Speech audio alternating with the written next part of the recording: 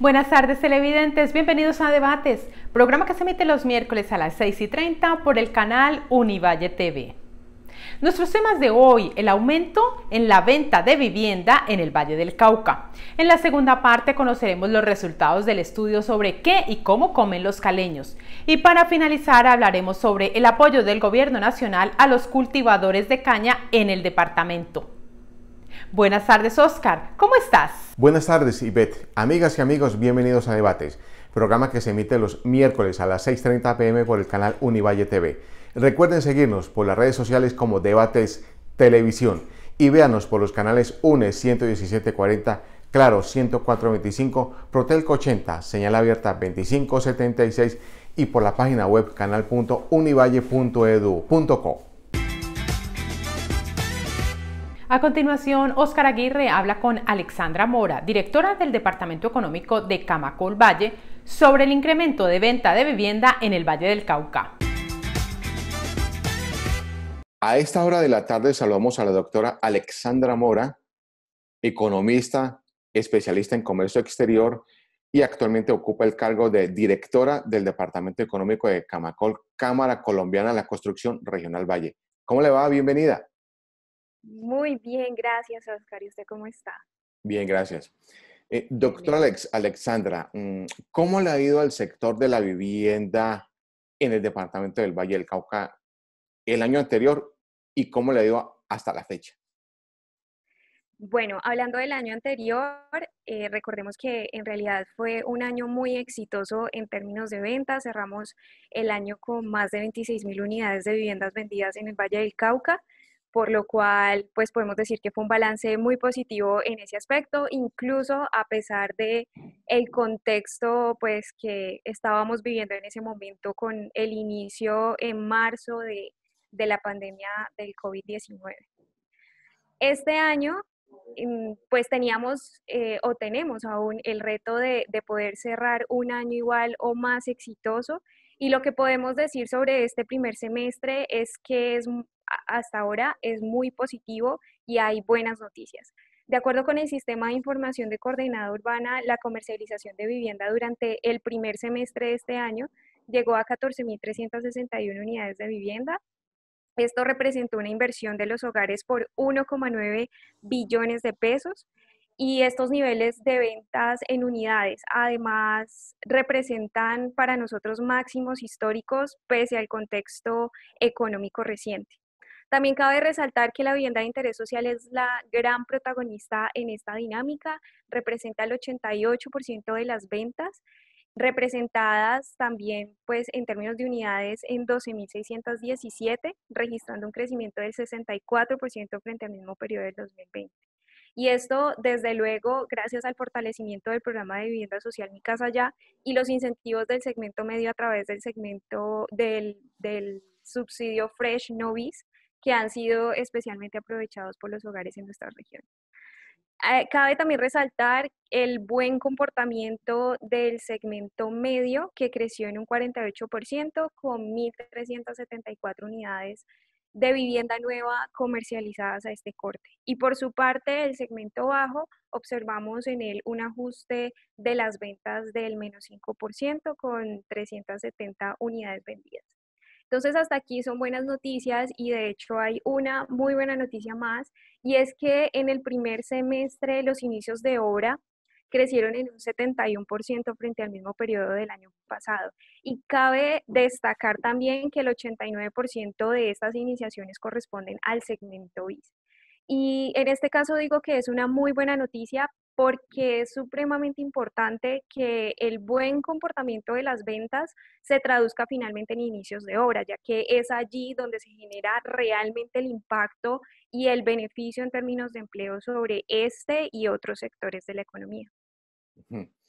¿Qué estratos sociales se movieron bien en términos de compra de vivienda? Especialmente el 3 es digamos, los que mejor comportamiento han tenido. Bueno, ¿y cuáles son las razones para que el año pasado, en medio de la pandemia, el sector de compra y venta de vivienda se haya movido muy bien? ¿A qué se debió? Bueno, Definitivamente, como lo mencionaba, el papel de los subsidios que se están otorgando desde el gobierno a los hogares ha jugado un rol fundamental a la hora de que las personas pues tomen la decisión de comprar vivienda. También podemos destacar la importancia que para los hogares ha cobrado el hecho de tener un espacio propio y un buen espacio, en este caso, para pues desarrollar incluso actividades de trabajo, teniendo en cuenta que sobre todo el año pasado pues todos estuvimos desde casa trabajando, entonces esto incentivó en gran parte a que las personas tomaran la decisión tanto de aprovechar los subsidios para la compra de vivienda como para pues tener su vivienda propia para ejercer sus actividades. En qué municipios se dieron estas noticias tan positivas para Camacol? Especialmente en Cali y Jamundí. Digamos allí, en términos de oferta, es donde se concentra. En Cali, Cali concentra el 39% de la oferta de vivienda nueva en el valle y Jamundí concentra el 35% de la oferta. Entonces, definitivamente es más que nada hacia esos dos municipios, digamos, a donde las personas están pensando ya y han comprado pues sus viviendas. Además, doctora, muy importante saber que se generó empleo en medio de la pandemia. Así es. Sí, y de todos modos, este año, digamos, comparado con el año pasado, creemos que va a ser incluso mejor porque el año pasado, a pesar de que las ventas tuvieron un muy buen desempeño, como lo mencioné, por temas de confinamiento, pues las obras tuvieron muchas que paralizarse o los inicios de obra tuvieron que retrasarse. Entonces, este año, ya que el tema del confinamiento pues ya no está presente y hemos mejorado mucho en ese aspecto, pues esperamos que los inicios de obra puedan contribuir a que más empleo se genere al cierre de este año. Doctora, en el Valle del Cauca hay terreno suficiente para construir vivienda.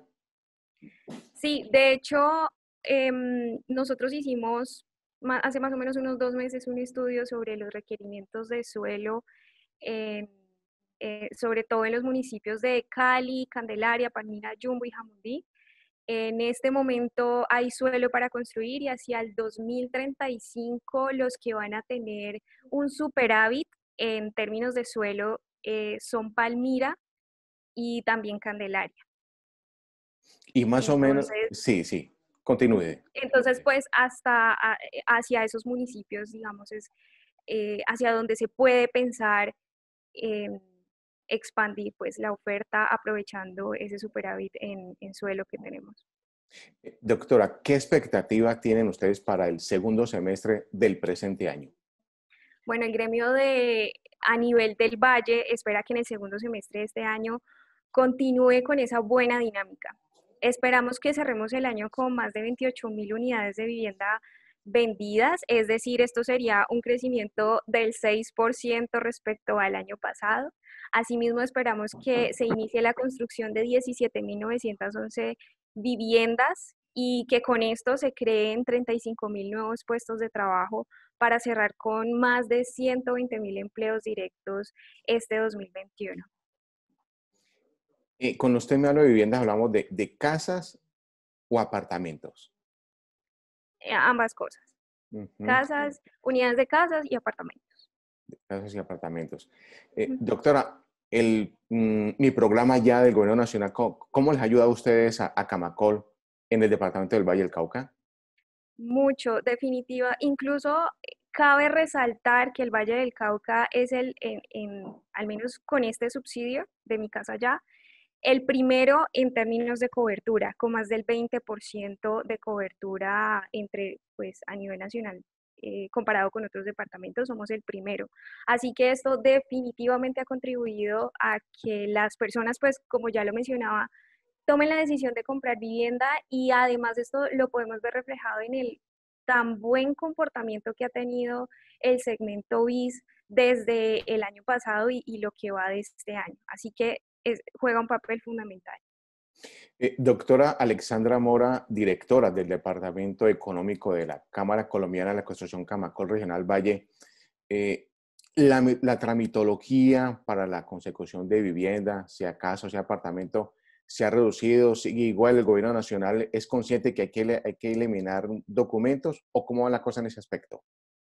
Pues de hecho, parte de los aspectos necesarios para lograr los objetivos trazados y para lograr cerrar pues el año con un nivel de ventas mejor que el año anterior es precisamente que se dé celeridad a la mejora de tiempos en los tiempos de trámites, eh, pues tanto de la consecución de los servicios, de los subsidios, como en los trámites de construcción en los distintos municipios.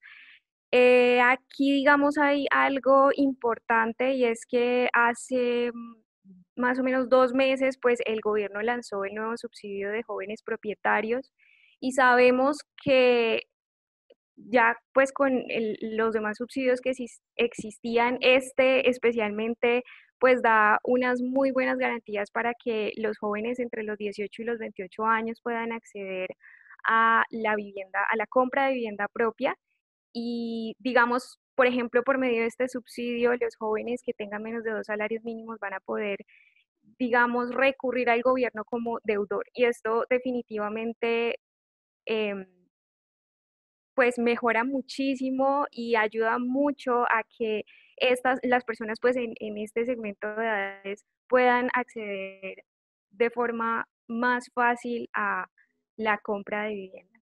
Los jóvenes que hasta ahora la están observando y están escuchando esa buena noticia, ¿qué deben hacer? A dónde se deben dirigir? ¿Cómo se deben conectar y a través de qué manera? Ok, especialmente la recomendación es que ingresen a la página del Fondo Nacional del Ahorro. Allí van a encontrar toda la información, lo que deben de hacer, los pasos que deben de seguir. Perfecto. Bueno, doctora, ya hablamos de lo que, cómo les ha ido en el año 2020, primer semestre 2021, expectativa para el segundo semestre de este año 2021. ¿Qué, qué proyecciones tienen ustedes para el 2022? Bueno, nosotros efectivamente esperamos cerrar este año mejor que el anterior y la idea sería poder continuar así hacia el futuro. En este momento no tenemos, digamos, proyecciones muy claras respecto al 2022, teniendo en cuenta que además nos encontramos en un periodo de mucha incertidumbre. También hemos tenido algunos percances, por así decirlo, con el precio de los insumos. Esto ha afectado de manera importante la actividad edificadora, lo que son los inicios de obra. Entonces, dependemos además de muchas variables internacionales, muchos aspectos en el contexto internacional que pues en su momento se evaluarán y así podremos tener una mejor idea de cómo va a ser el 2022. Pero hasta ahora, un 2021 esperamos exitoso. Bueno, los insumos para construir viviendas se han encarecido. ¿Hasta qué punto? Sí, por ejemplo, un insumo muy importante especialmente para el Valle del Cauca, teniendo en cuenta que lo que más construimos aquí pues es vivienda bis y por el tipo de estructura que hacemos, es el hierro. El hierro ha tenido una variación en sus costos de más de 30%. Y esto pues corresponde en gran medida a lo que ha pasado con China, que es el productor por excelencia de este insumo. Ellos lo que han hecho es que la producción que tienen la utilizan para su demanda interna, lo cual ha hecho que pues, los precios de este insumo se encarezcan. Además también, por ejemplo, el de la tubería conduit, la que se utiliza pues para todo lo que es las instalaciones eléctricas, han tenido variación también importante en sus costos, así que de momento esperamos que los precios puedan estabilizarse para poder retomar la ejecución de las obras y los inicios de obra sin mayor percance. Doctora Alexandra Mora, economista, especialista en comercio exterior, actualmente ocupa el cargo de directora del Departamento Económico de la Cámara Colombiana de Construcción Camacaro Regional Valle. Muchas gracias, muy amable. Si desea agregar algo, le escuchamos. No, bueno, básicamente lo que tenemos son buenas perspectivas. Debemos de conservar, digamos, estas buenas noticias para que en el segundo semestre eh, pues podamos darle a las personas la tranquilidad de que va también a ser un muy buen segundo semestre, al final un muy buen año. Necesitamos que para lograr los objetivos trazados se pueda garantizar de igual forma la movilidad de materiales por las vías sin ningún tipo de percance, que algunos insumos de construcción, como lo mencionaba, puedan estabilizar sus precios durante este segundo semestre y que tengamos también certidumbre sobre la disponibilidad de los subsidios para la vivienda social al cierre de este año. Y como lo mencionaba, también dar celeridad a la mejora en tiempos de trámite de construcción en los distintos municipios. Muchas gracias y hasta otra oportunidad. Muchas gracias a ustedes por el espacio. Amigos y amigas, no se retiren. En segundo volvemos con más. Hoy más que nunca, debemos unirnos. Salvemos al Valle.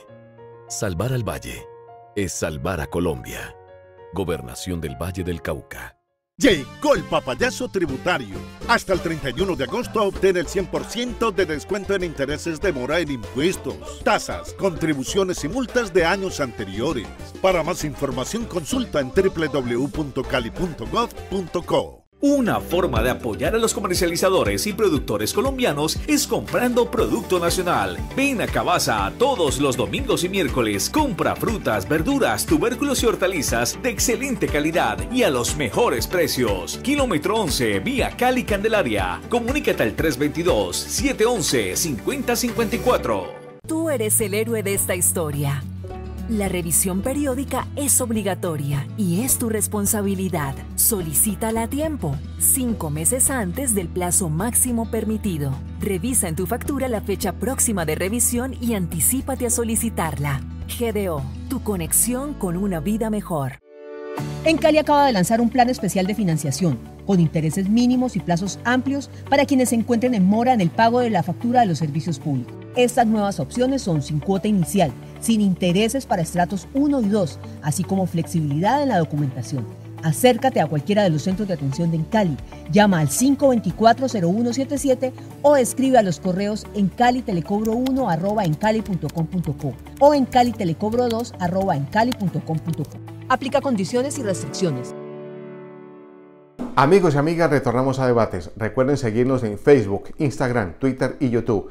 A continuación, Ivette Piedradita habla con Sara Rankin, asociada de investigación del equipo de entorno alimentario y comportamiento del consumidor de la alianza Bioversity CIAT, sobre su más reciente estudio relacionado con la alimentación de los caleños. Muy buenas tardes, Sara Rankin, ¿cómo estás? Hola Ivette, muy buenas tardes a todos, gracias por tenerme aquí. Muchas gracias a ti por aceptar nuestra invitación. Sara Rankin es asociada de investigación del equipo de entorno alimentario y comportamiento del consumidor de la alianza Bioversity CIAT. Sara, qué interesante ese estudio. Por favor, háblanos un poco del CIAT y del objetivo de este estudio. Claro que sí, Ivette, muchas gracias. Pues miren, nosotros tenemos dentro del equipo de entorno alimentario y comportamiento del consumidor la misión de generar datos, instrumentos, herramientas que apoyen la toma de decisiones, especialmente pues para políticos, personas que tienen una intervención y una capacidad de decidir sobre el camino que toman las ciudades. Entonces nuestra misión es básicamente recolectar datos, analizarlos y generar información que apoye esa toma de decisiones. Así nació este proyecto, este estudio que realizamos desde el año pasado, que básicamente es brindar herramientas para entender cómo funciona el sistema alimentario de la ciudad, que puede que suene como una cosa compleja, pero básicamente es todo lo que está detrás del plato que llega a tu mesa. No solamente el tema logístico de producción de alimentos y distribución, sino también la toma de decisiones que hace que decidamos comer una cosa y la otra, las políticas que apoyan la llegada de esos alimentos a tu mesa, los factores socioculturales, económicos, geográficos. Entonces, es un poco presentar la foto completa de qué hace y cuáles son todos los elementos que están involucrados en ese alimento que llega a tu boca y todo lo que viene después para poder tomar mejores decisiones que respondan a las necesidades específicas del territorio. ¿Qué y cómo están comiendo los caleños? Es el título de ese estudio, es muy interesante y como lo dices tú, digamos en términos de generación de políticas es muy importante tenerlo en cuenta, pero además en términos de salud, seguramente con mayor razón. ¿Qué y qué comemos los caleños, Sara?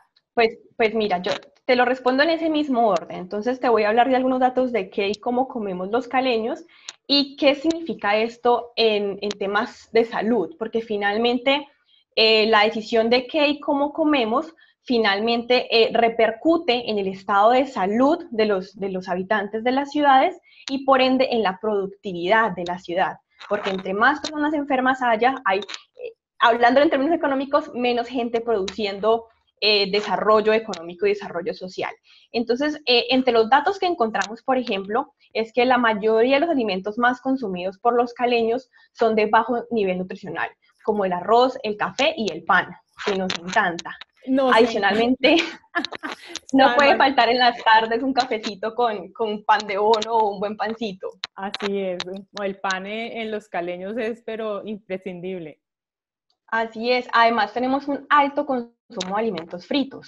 Entonces nos gustan mucho las empanadas, los aborrajados, que pueden contener un valor nutricional porque finalmente traen papa, carne, plátano, pero que también tienen altos contenidos de grasas saturadas.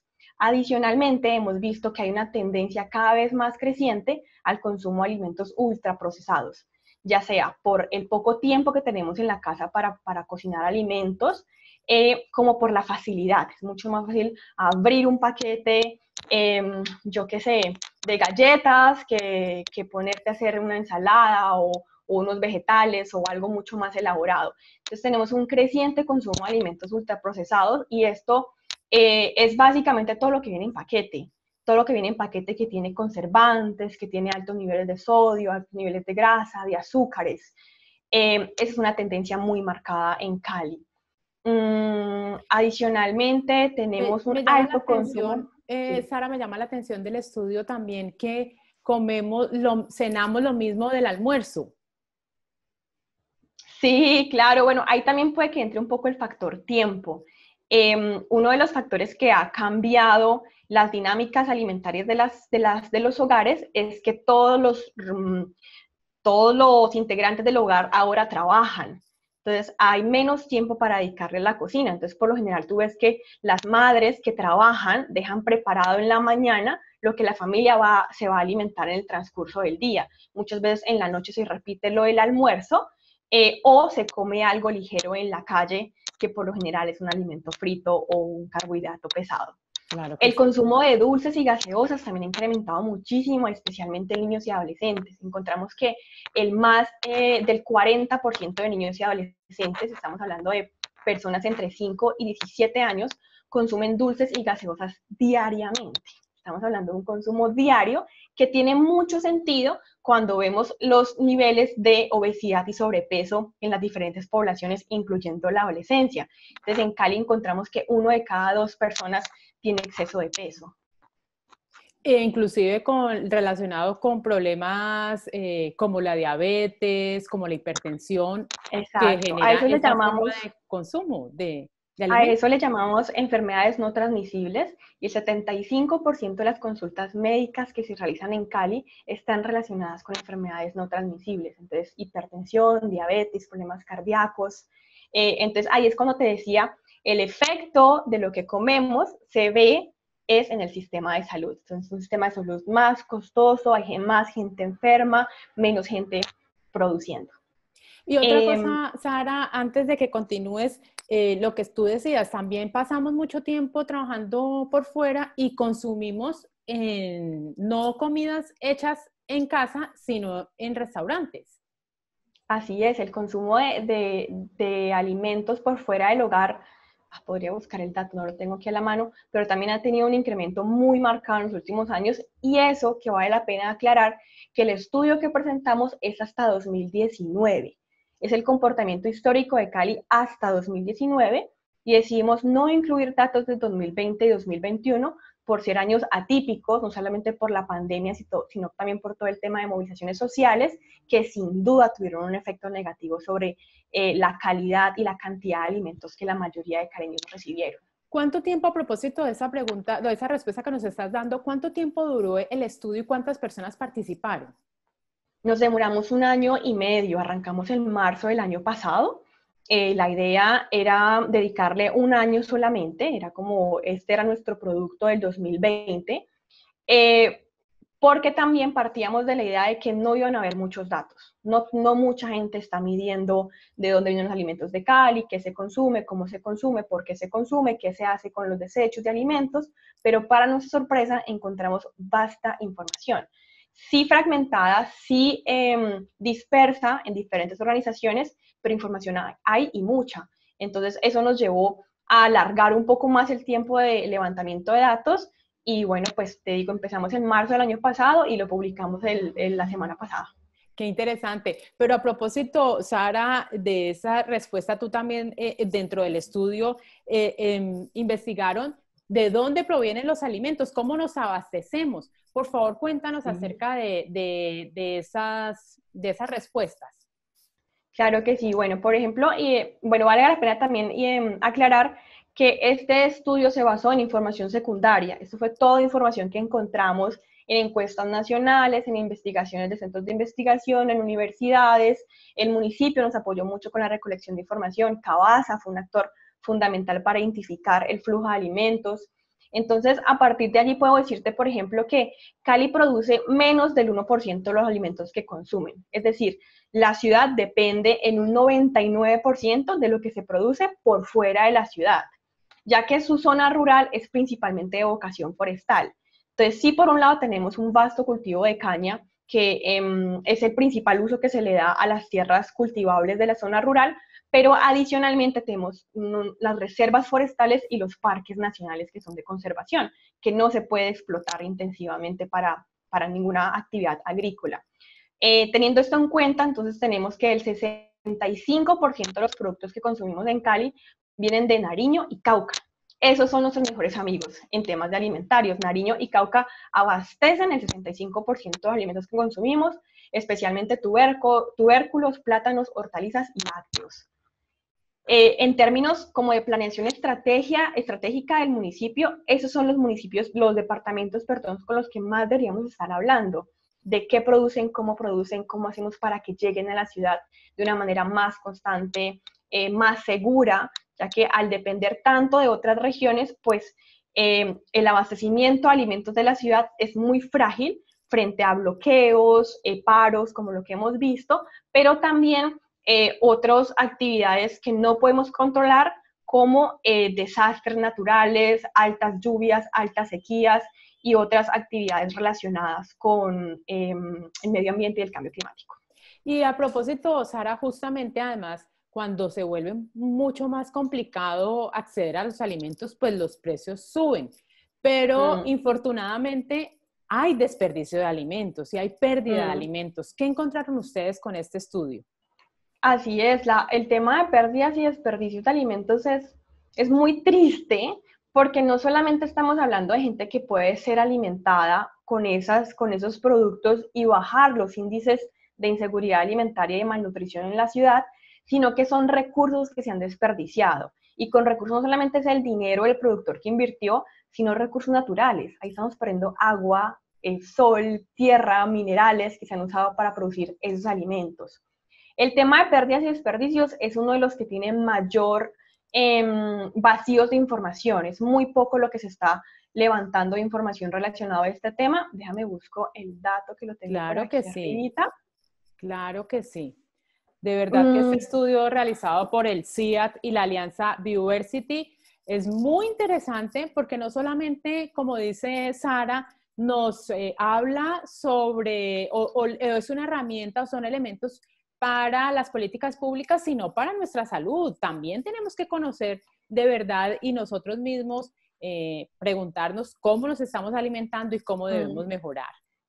Así es, la toma de decisiones es finalmente un punto de generador de cambio. O sea, si logramos entender un poco el impacto de las decisiones que tomamos sobre lo que comemos o no en nuestra salud, pero también en el desarrollo económico y sostenible de la región, pues sería como un generador de cambio a partir de cada caleño. Aquí encontré el dato. Entonces, fíjate, en Cali diariamente se desperdician 1.800 toneladas de residuos sólidos, de las cuales 1.300 toneladas son alimentos aprovechables. Uy, no, increíble. Dato muy alto. Muy alto, y a nivel nacional es aún más triste. A nivel nacional, en Colombia se desperdician alrededor de 9 millones de toneladas, con lo que se podría alimentar Bogotá por un año. No, increíble. Pero bueno, hay entidades, aunque lo leíamos en el estudio, y es que hay entidades que están haciendo un esfuerzo para recuperar esos alimentos, pero no alcanza, ¿no? La verdad no es suficiente. Así es. Pues mira, el Banco de Alimentos justamente alcanza a rescatar entre 10 y 12 toneladas de alimentos diarios. Pero entonces, claro, no todas las instituciones que pueden donar contactan el Banco de Alimentos para donar los alimentos que no están utilizando, pero principalmente también es el consumidor. Mucho se pierde en campo, es cierto, mucho se pierde en campo en que no se alcanza a recolectar, en que es fruta fea, en que fue fruta que se perdió porque se pudrió, porque se puso de otro color que no se vende. Mucho es en el canal de comercialización, cosas que no se alcanzaron a vender, entonces tienen que devolver o botar, pero mucho es en el consumidor. Tenemos una muy mala planeación de lo que compramos y preparamos en el hogar, y tú ves, pues yo lo veo en mi casa, aunque intento no, y lo veo en otras casas igual, es mucho lo que botamos de la nevera, y son alimentos por los que ya pagamos además. Y es mucho lo que se pierde en el hogar, es mucho lo que se pierde también en el plato del consumidor. Tenemos esta costumbre de tener que dejar un poquito de alimentos porque consideramos que es mala educación comerse todo, por ejemplo, o nos servimos más de lo que somos capaces de comernos. Entonces, finalmente, en los platos de todos los días, pues se pierde una cantidad de alimentos que podrían aprovecharse. Mira que de verdad que todo lo que nos estás contando es una invitación a una reflexión personal, no solamente porque uno dentro de la familia, la educación, sus hábitos alimenticios deben ser de verdad un poco, mejor dicho, responsables, no un poco, sino muy responsables, sino lo que nos estás diciendo es cómo también nosotros aportamos a la productividad y a la economía y al desarrollo de nuestras regiones. Así es, claro, las decisiones de compra, por ejemplo, ¿dónde decides comprar? Si decides comprar en una tienda de barrio, en una tienda de cadena, en una tienda de descuento, en un mercado campesino, en un mercado móvil. Realmente comer es el acto más político de todos, porque cada decisión que tú tomas tiene atrás una cantidad de gente, una cantidad de procesos, una cantidad de decisiones que deberíamos empezar a considerar un poco más por nuestra salud y también como por apoyar el desarrollo de la región de cierta manera. ¿Qué encontraron con respecto a ese punto, Sara? ¿De dónde, cómo nos estamos abasteciendo? ¿Dónde compramos? Bueno, hay una alta participación de Cavasa y Santa Elena como las principales centrales mayoristas de la ciudad. Entonces, pero Cavasa y Santa Elena abastecen principalmente supermercados, graneros, revolterías, frugers, algunos restaurantes y como los focos de consumo muy grandes. Los supermercados son los principales puntos de abastecimiento de la ciudad para la mayoría de sectores. Sin embargo, hay una alta representatividad de las tiendas de barrio todavía, especialmente en los sectores más populares. Entonces, el estrato 1, 2 y 3 alcanzan hasta el 90% de participación en las tiendas de barrio. Especialmente porque se compra al menudeo, se compra al diario lo que los hogares puedan pagar.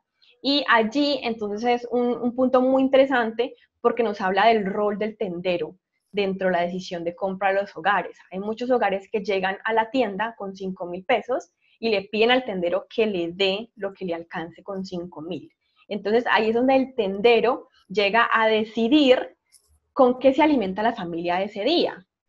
¿Sí? Entonces ahí hablamos de qué tan preparado está el tendero para tomar decisiones que apoyen la nutrición de la familia, o qué tanto el tendero lo que hace es aportar alimentos que llenen y quiten el hambre, pero que no tengan un valor nutricional. Ahí también hablamos de qué disponibilidad hay de alimentos frescos y saludables en las tiendas, o por el contrario, qué es lo que pasa, la mayoría de tiendas tienen en su mayoría productos procesados y ultraprocesados. Sara Rankin, muy interesante de verdad los resultados de este estudio, pero ¿qué se viene?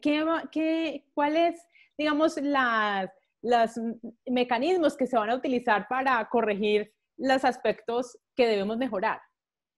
Bueno, ese es un largo camino, pero sin duda es el siguiente reto. ¿Qué hacer con toda esta información?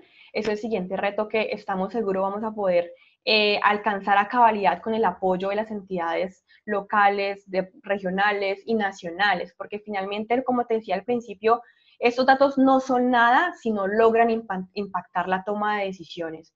Entonces, nosotros hemos venido apoyando a la Secretaría de Desarrollo Económico desde el año pasado en una iniciativa que se llama la Alianza por la Alimentación y el Uso del Suelo.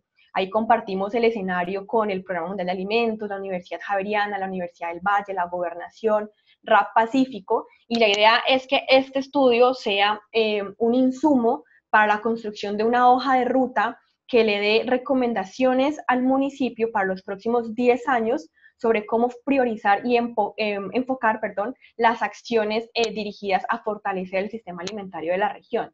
De todas formas, el estudio es público, está a disposición de quien quiera consultarlo. Yo te puedo dejar mis datos en caso de que alguien esté interesado en ampliar la información, porque el estudio tiene muchísimos datos y la idea es continuar con esta correría presentando lo que hemos hecho y lo que hemos encontrado para que pues encuentren un uso en cualquier institución que esté interesada. Sí, te iba a preguntar justamente en eso, si alguna persona que esté interesada, que esté viendo nuestro programa, en los resultados completos, en el estudio completo, ¿a dónde puede acceder a él o cómo acceder a él? Yo te puedo compartir el enlace, incluso tenemos un QR para la gente que esté viendo el programa pueda, si quiere, escanear el QR y tiene acceso directo al estudio. Igualmente te dejo mis datos y yo encantada de poder difundir y contar un poco más de los hallazgos y qué se puede hacer con esto. Claro que sí. Muchísimas gracias, Sara Rankin, asociada de investigación del equipo de entorno alimentario y comportamiento del consumidor de la Alianza Bioversity CIAT. Muchas gracias y por favor tu mensaje final. A ti muchísimas gracias. La idea es continuar ese tipo de ejercicios de monitoreo y evaluación de qué comemos, cómo comemos y por qué estamos comiendo, para obviamente alcanzar una seguridad alimentaria y una mejor nutrición para todos por igual. Muchas gracias. Televidentes, hacemos esta pausa para comerciales y nos quedamos con estas reflexiones que nos ha hecho Sara. Y volvemos. Hoy más que nunca, debemos unirnos. Salvemos al Valle. Salvar al Valle es salvar a Colombia. Gobernación del Valle del Cauca. Llegó el papayazo tributario. Hasta el 31 de agosto obtén el 100% de descuento en intereses de mora en impuestos, tasas, contribuciones y multas de años anteriores. Para más información consulta en www.cali.gov.co. Una forma de apoyar a los comercializadores y productores colombianos es comprando producto nacional. Ven a Cabaza todos los domingos y miércoles. Compra frutas, verduras, tubérculos y hortalizas de excelente calidad y a los mejores precios. Kilómetro 11, vía Cali Candelaria. Comunícate al 322-711-5054. Tú eres el héroe de esta historia. La revisión periódica es obligatoria y es tu responsabilidad. Solicítala a tiempo, 5 meses antes del plazo máximo permitido. Revisa en tu factura la fecha próxima de revisión y anticípate a solicitarla. GDO, tu conexión con una vida mejor. En Cali acaba de lanzar un plan especial de financiación, con intereses mínimos y plazos amplios para quienes se encuentren en mora en el pago de la factura de los servicios públicos. Estas nuevas opciones son sin cuota inicial, sin intereses para estratos 1 y 2, así como flexibilidad en la documentación. Acércate a cualquiera de los centros de atención de Cali, llama al 524-0177 o escribe a los correos en calitelecobro1@encali.com.co o en calitelecobro2@encali.com.co. Aplica condiciones y restricciones. Gracias por continuar con nosotros. Recuerda suscribirte a nuestro canal de YouTube Debates Televisión y activar las notificaciones para que no te pierdas ninguno de nuestros programas. Veamos la entrevista a Marta Betancourt, directora ejecutiva de Procaña, quien nos habla sobre el apoyo del Gobierno Nacional a los cultivadores de caña de azúcar del Valle del Cauca. A esta hora de la tarde saludamos a la doctora Marta Betancourt, directora ejecutiva de Procaña, Asociación de Cultivadores de Caña de Azúcar de Colombia. Bienvenida, ¿cómo le va? Muy bien, gracias Oscar, muy agradecida por esta maravillosa oportunidad que nos dan para conversar sobre temas de este importante clúster que es la agroindustria de la caña de azúcar en nuestra región. Ustedes tuvieron asamblea de afiliados de Procaña. ¿Qué conclusiones deja este encuentro? Bueno, tuvimos una asamblea virtual porque pues por temas de la pandemia tenemos que seguir cuidándonos y cuidando a nuestros afiliados. No obstante, pudimos sentir la unión, la participación de nuestros afiliados a través de los medios virtuales.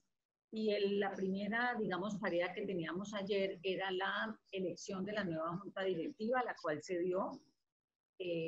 Nos encanta porque siempre hay nuevos afiliados que quieren participar con nosotros en la junta directiva para que marque el rumbo, digamos, de la estrategia futura. Así que tuvimos esa asamblea y además tuvimos dos invitados muy especiales que fueron el doctor Diego Molano Aponte, el ministro de la Defensa, y el señor Wilson Ruiz, que es el ministro de Justicia, porque obviamente son los protagonistas en este momento para que los productores de caña podamos mantener nuestro sistema productivo con las garantías, digamos, que se requieren para mantener el empleo en esta importante región.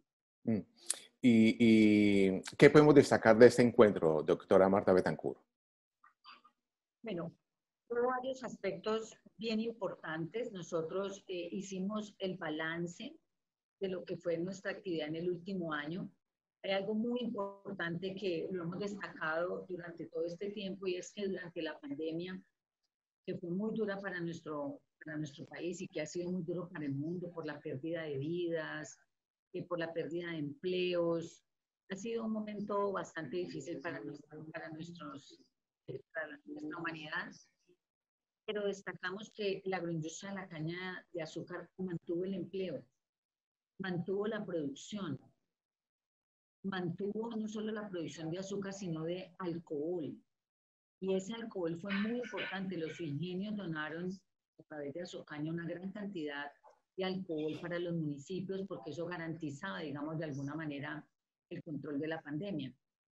Y además también quedó algo muy claro durante este último año y es que mantener una producción de alimentos propia y mantener el sector empresarial de la región es fundamental porque nadie iba a pensar que nos iba a pasar una cuarentena en el mundo que impedía inclusive el intercambio comercial. Entonces, estar nosotros al margen de esperar alimentos, esperar medicamentos de otras partes, es un riesgo enorme. Así que la conclusión es, el campo le cumplió a Colombia y este es un llamado muy importante para que el gobierno y nosotros todos seamos conscientes que el tejido empresarial, los empresarios son necesarios no solo para generar empleo, sino también para proveer esos bienes y servicios que va a ser muy difícil en momentos como una pandemia tener que importar. Así que, bueno, conclusiones bien importantes que sacamos ayer con nuestros afiliados. El campo le cumplió a Colombia.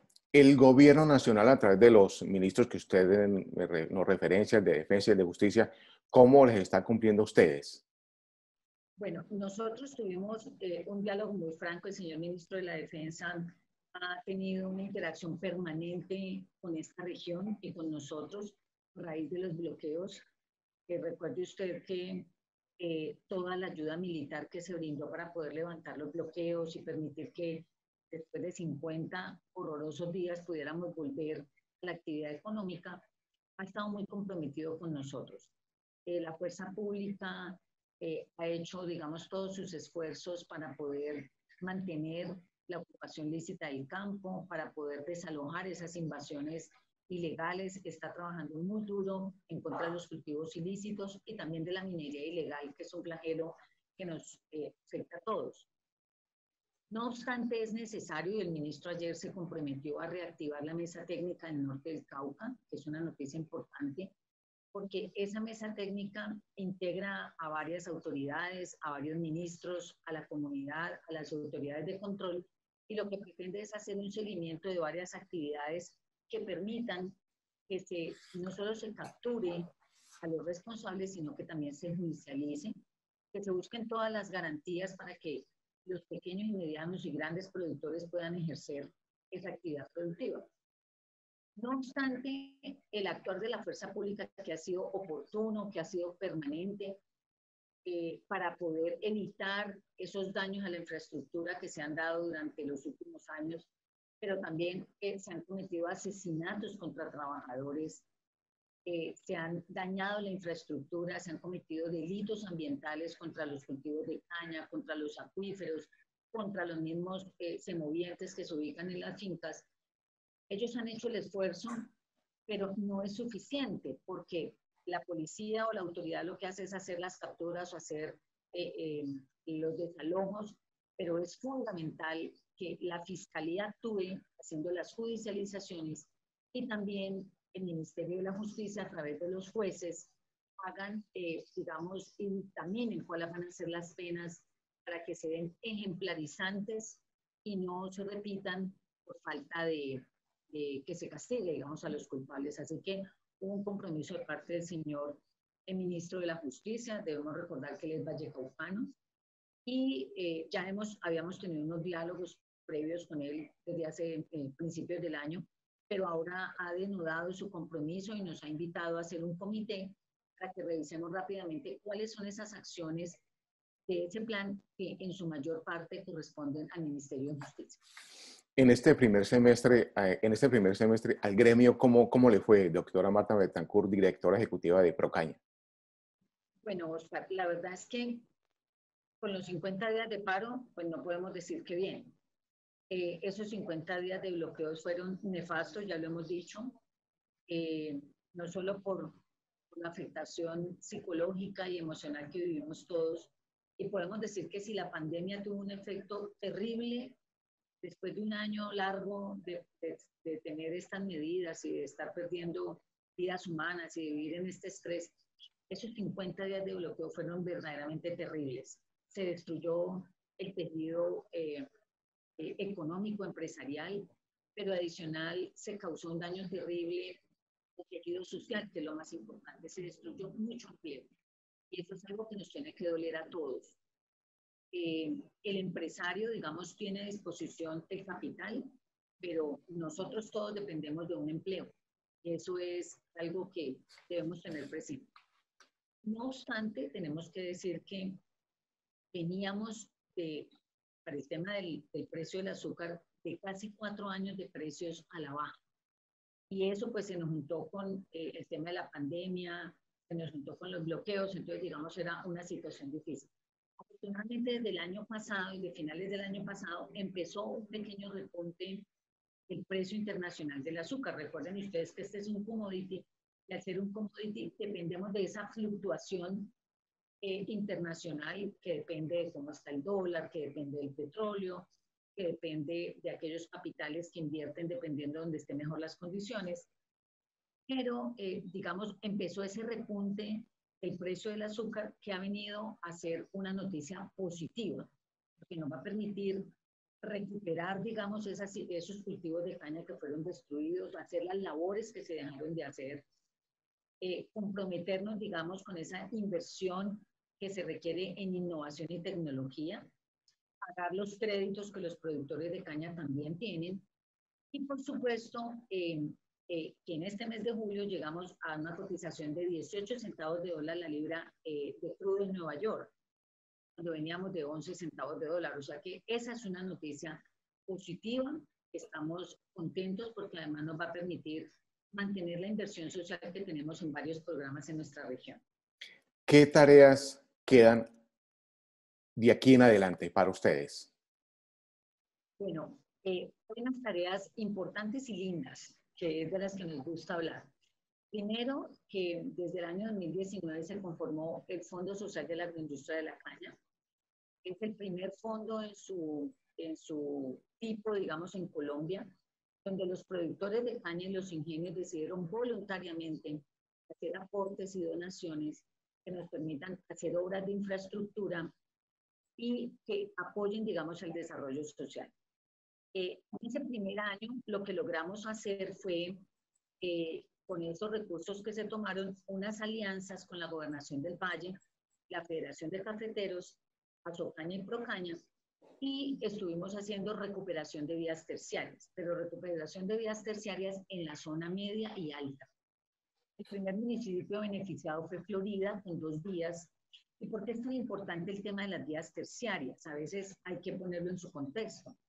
Porque las vías terciarias lo que permiten es que esos pequeños campesinos que están en la zona media puedan desarrollar la actividad comercial que cuando llueve ellos no la pueden hacer, porque las vías cuando están en esas malas condiciones ellos pierden sus cultivos, porque no pueden bajar. Hay cultivos de mora, cultivos de fresa, tienen pancoger, tienen pequeños cultivos, hay muchas asociaciones allí.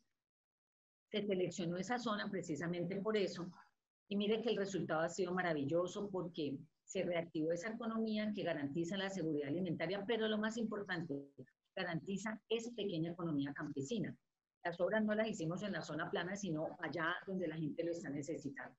Así que ayer logramos que los productores de caña manifestaran su voluntad en aumentar ese aporte voluntario al fondo. Entonces es una buena noticia, la vamos a trabajar con el comité del Fondo Social para ver si logramos ese aumento. Y en segundo lugar, el otro reto muy lindo es Compromiso Rural. Es un programa que también hemos trabajado en conjunto con el sector. Aquí hay que denotar es esa unión del sector agroindustrial de la caña de azúcar. También aquí han estado comprometidos los ingenios, los productores, Procaña, Asocaña, que ha tenido un papel muy importante. Y también nos hemos unido con la política pública, con el ICBF y el SENA, para crear este compromiso rural. ¿Y de qué se trata? Es una respuesta para la generación de capacitación y empleo para los jóvenes.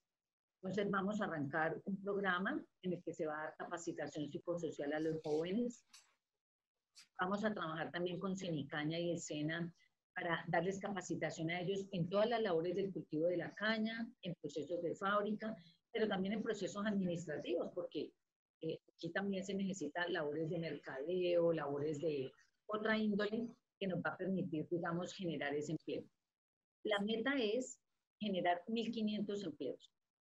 1.000 empleos más o menos con los ingenios, 500 empleos con los productores. Es una meta retadora, pero estamos seguros que vamos a contar con el concurso de todos. Se han unido también a esta iniciativa FENAVI, la SAC del Cauca, la Federación de Cafeteros, y estamos seguros que se van a poder unir otros sectores para generar empleo. Así que estamos muy contentos y sabemos que en nuestro Valle de Cauca ha venido haciendo iniciativas donde hay mucha unión entre los empresarios, mucha unión también con las autoridades, mucha unión con los gobiernos municipales para poder responder a esta crisis de empleo, a esta crisis social, y donde la agroindustria ha jugado un papel protagónico por más de 100 años. ¿Con cuántos afiliados cuentan ustedes? Nosotros tenemos 405 afiliados que representan más o menos 70.000 hectáreas de las 240.000 que hay en todo el Valle Geográfico del Río Cauca. Qué maravilla. Doctora, el compromiso rural, ¿por cuánto tiempo se extiende? Esa iniciativa muy interesante adelantada por ustedes. Bueno, nosotros consideramos que esta iniciativa es una iniciativa de largo plazo. Ya iniciamos, estamos iniciando con unos empleos de emergencia para poder, digamos, rápidamente vincular a ese grupo de personas que se necesita para hacer las labores que no podemos hacer durante los bloqueos. Pero la idea es mantener este programa en un largo aliento. La capacitación de los jóvenes va a tener un tiempo más o menos de unos 4 meses, luego ellos van a ir a hacer su práctica en campo, luego vuelven a capacitación, hacen todo el proceso que tenemos de estudiantes SENA, y la idea es dejar a esos jóvenes vinculados de manera permanente en la industria. Así que estamos muy contentos, sabemos que estamos comprometidos desde hace mucho tiempo con el empleo en nuestra región, y este es un programa que le da un impulso mayor, especialmente a los jóvenes. ¿Quién presidirá la Junta Directiva de Procaña? Bueno, hasta la fecha la presidenta es la doctora Ángela Cabal.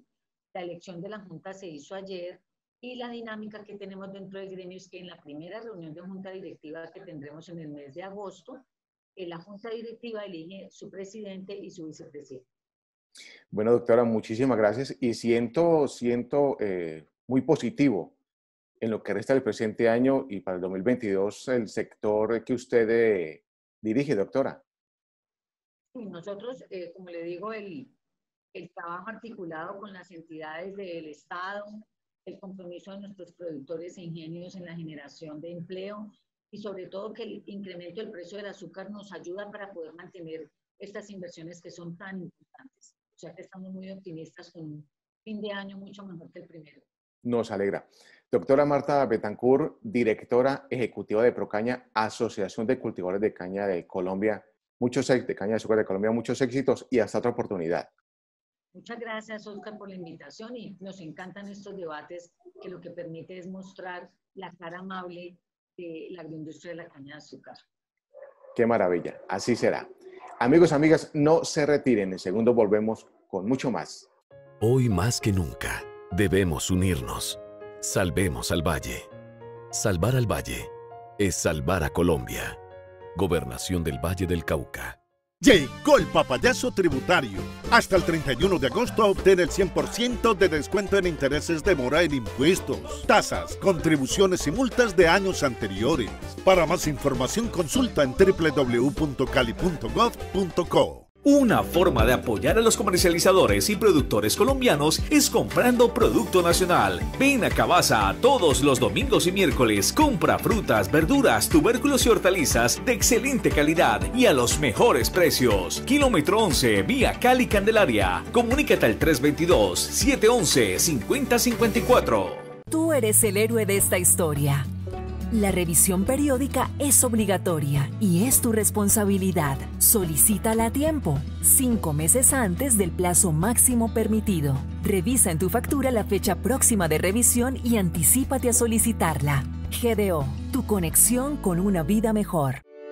Encali acaba de lanzar un plan especial de financiación, con intereses mínimos y plazos amplios para quienes se encuentren en mora en el pago de la factura de los servicios públicos. Estas nuevas opciones son sin cuota inicial, sin intereses para estratos 1 y 2, así como flexibilidad en la documentación. Acércate a cualquiera de los centros de atención de Encali, llama al 524-0177 o escribe a los correos encalitelecobro1@encali.com.co o encalitelecobro2@encali.com.co. Aplica condiciones y restricciones. Gracias, televidentes, por acompañarnos. Nos vemos el próximo miércoles a las 6:30 de la tarde por el canal Univalle TV. Para todos, una feliz noche.